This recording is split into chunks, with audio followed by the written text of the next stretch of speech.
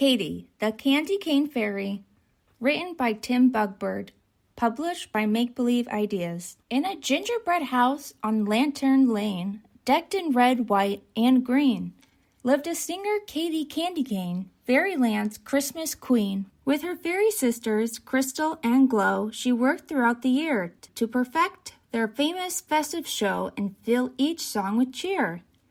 The secret behind the fairies' fame, the music and sparkle and lights, was extra special candy canes with magical red and white stripes. But then, one winter's morning, Glow noticed something weird.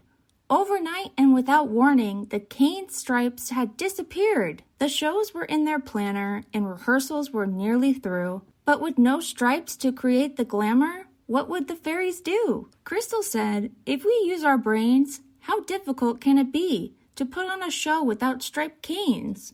Let's give it a try and see."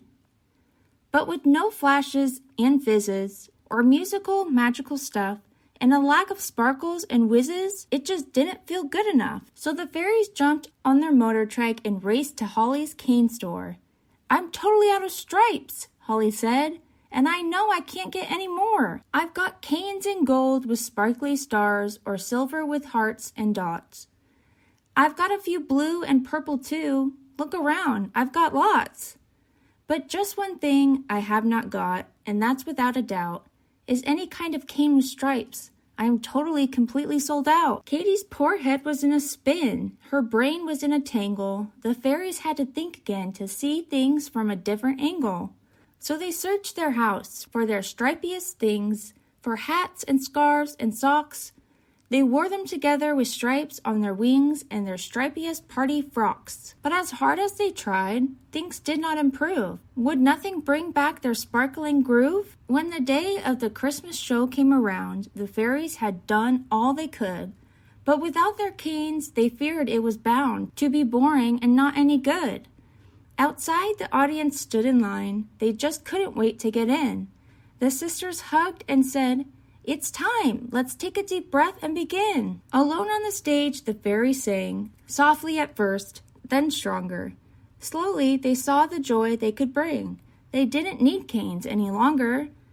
There were no fancy sparkles, music, or lights, just the fairies singing their parts. But there was something special that winter's night, a magic that came from their hearts. As they finished their show, the audience cheered.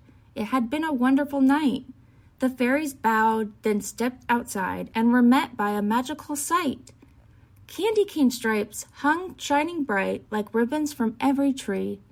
They filled the sky with twinkling lights as far as the eye could see. Katie could barely believe it. Then, from behind a Christmas tree, Judy, the garland fairy, cried out, "I'm sorry, it's because of me. I wanted the trees to be beautiful and sparkling like your show. So I took your stripes without asking. I've caused such trouble, I know." "What you did was wrong," said Katie, "but you tried to do a good thing.